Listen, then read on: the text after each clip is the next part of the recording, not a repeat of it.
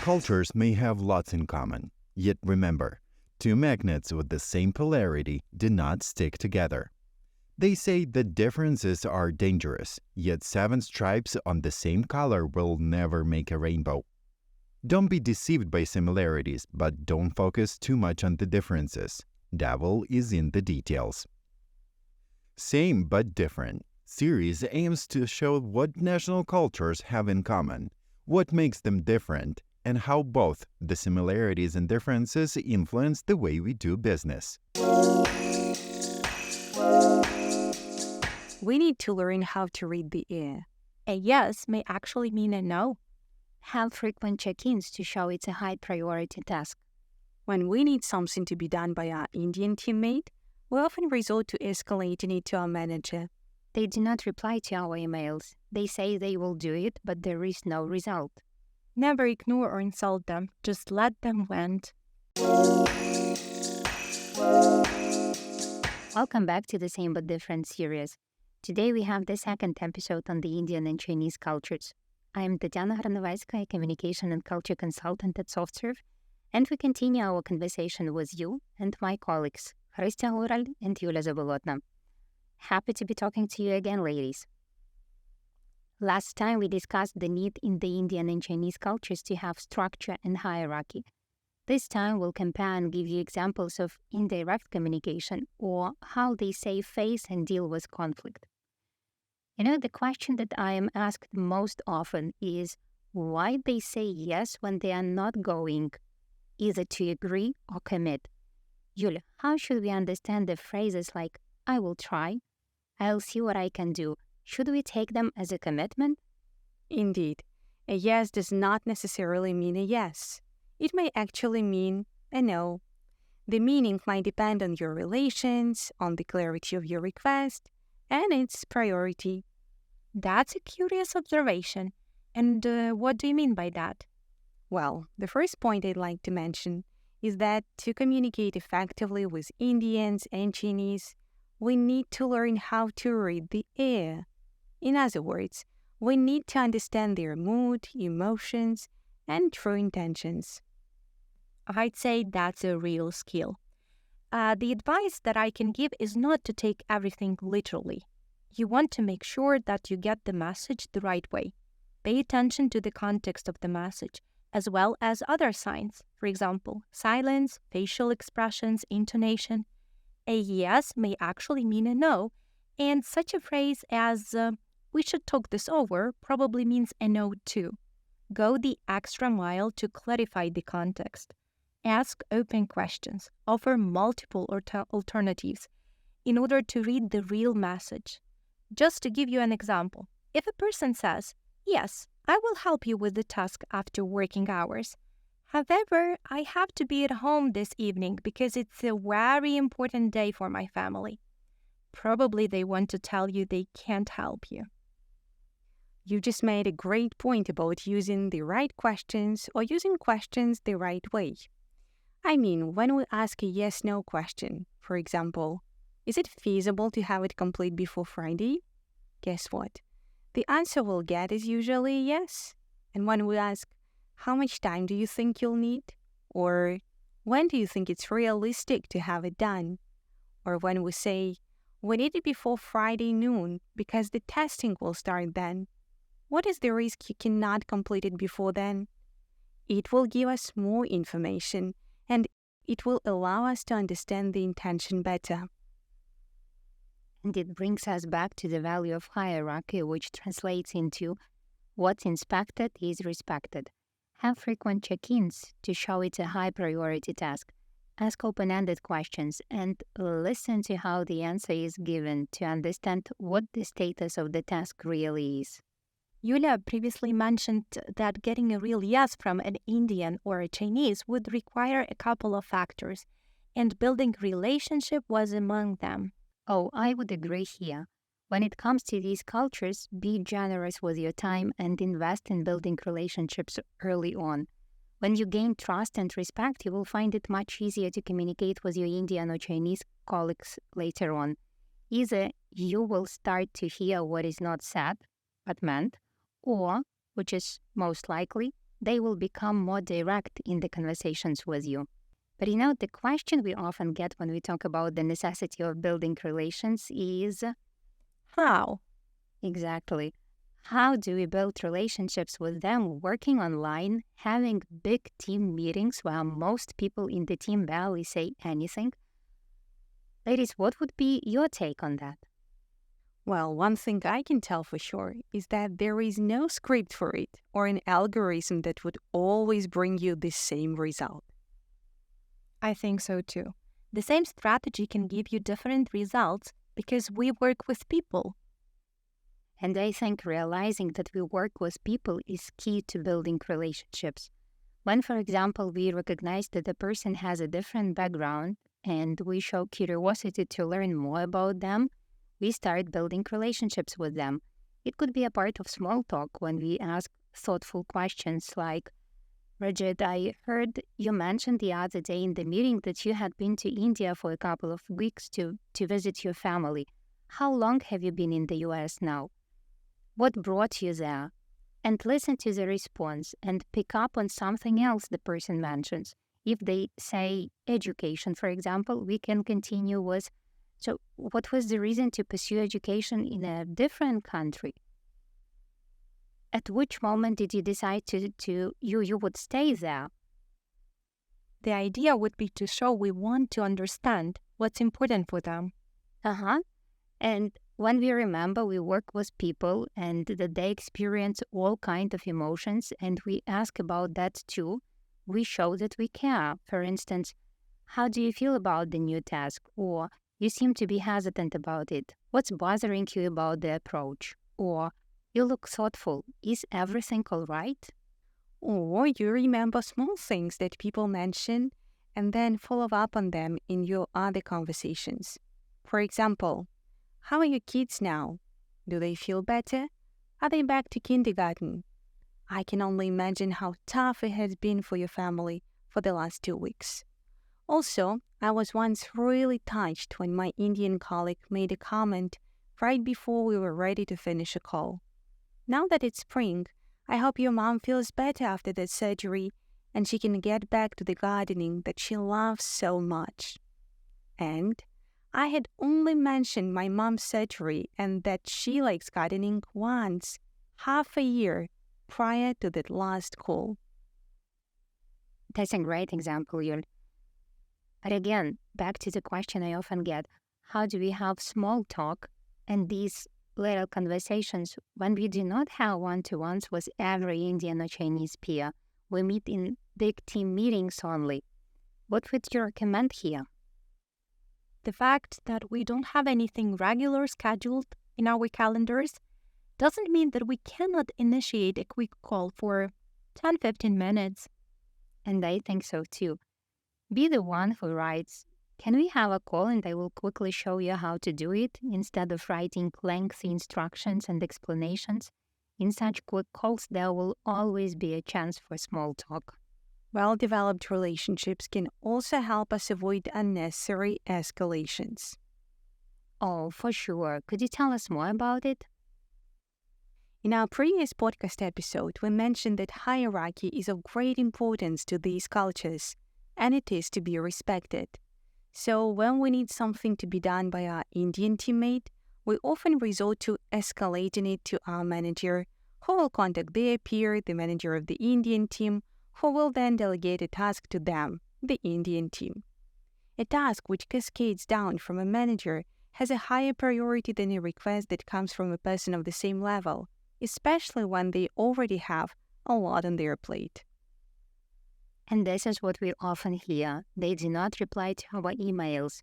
They say they will do it, but there is no result when the deadline is already there. And the only way to make them react is to copy their manager in our email.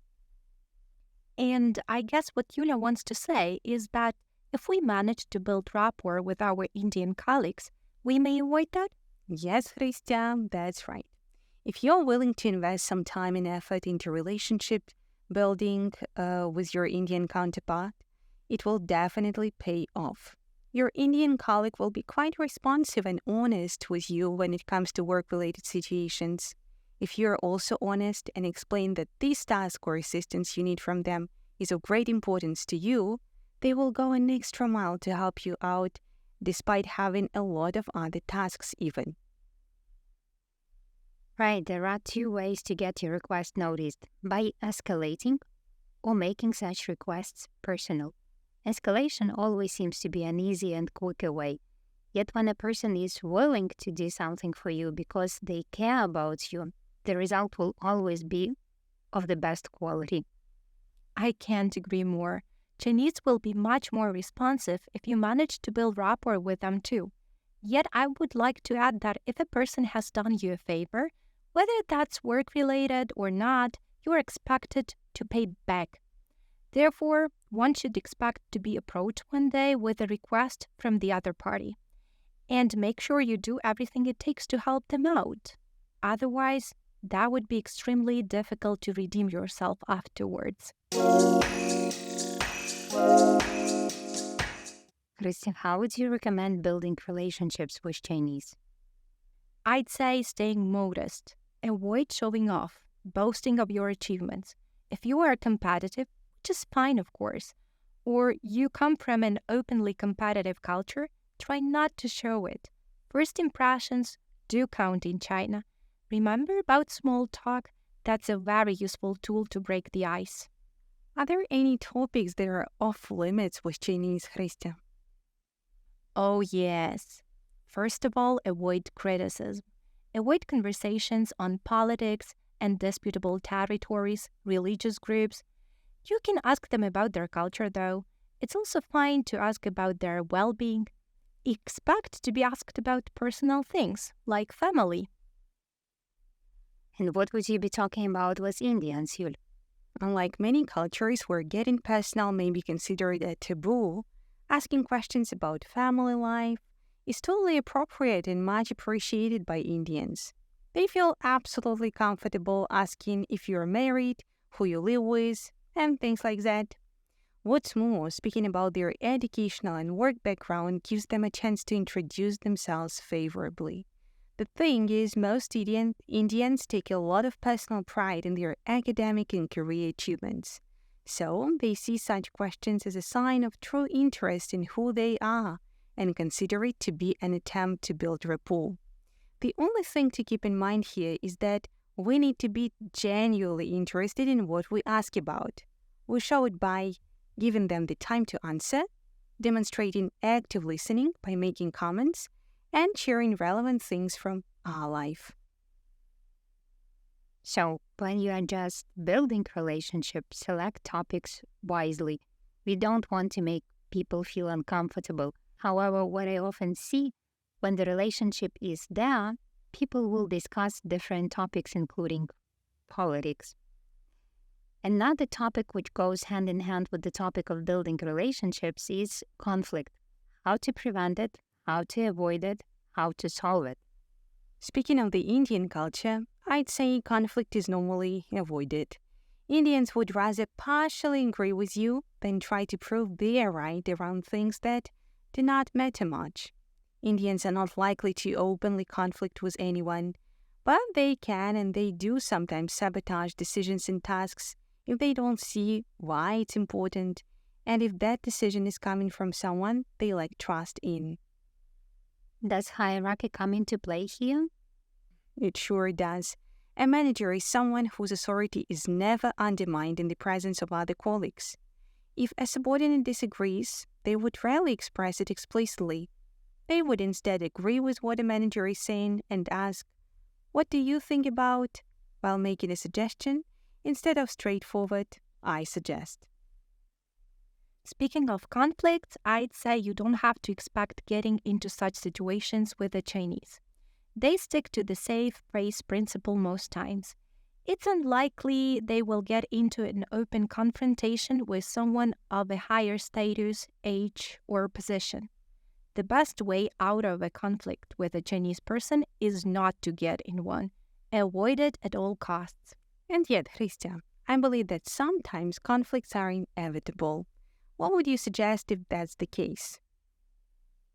You're right, Yuliia. Sometimes it's impossible. Besides, one person mentioned that if a Chinese person wants to get into a conflict with you, they will reach their goal by all means. The first and I guess most important thing is to never ignore or insult them. Just let them vent, especially if that's your boss or client, meaning a person of power in the situation. I had the chance to interview a person who had worked with Chinese customers. They mentioned quite a surprising thing. When the Chinese customer wasn't happy about something, they would emotionally express it. This might even sound aggressive. Yet, right after that, they would calmly continue the conversation. Giving them a chance to speak out whatever was on their mind at that time was essential. After that, everyone was able to do business the normal way. Let them blow their steam off. Don't let it get to you. Stay calm, and you'll nail the conflict. Right. One of the most difficult things in such situations is not to take things personally, as most likely they were reacting to the idea or news. In hierarchical cultures, it's important for managers to feel they are in control of the situation, so we might want to avoid surprising them in front of their subordinates. What can we do? Message them before the meeting or have a quick sync up with them before the meeting and let them know what you'll be presenting. If there is no chance to do it, then show empathy in the meeting, expecting certain reactions like, you might not like the results, or we have this new idea which we didn't have a chance to share with you yet and would like to know what you think of it. And if there is already that emotional reaction, be a good and empathetic listener. Listen to what people say, not how they do it, and try to continue the dialogue like, I am sorry this disappointed you so much. Would you like me to show how we think we can decrease the number of bugs in the next sprint? By the way, quite often, such emotional responses might be a reaction to how we present information. That's right. With Indians, if you want to mention something negative, give corrective feedback, do it in person, with good intentions and in a caring way. Remarks like, it needs improvement, it was wrong, may come across as offensive, especially if it's said in a team meeting. Explaining that you want this person to grow and you're ready to support them is in turn way more productive. Or emphasizing that you care about the product and its success and that you are looking for a way to have different results during a sprint.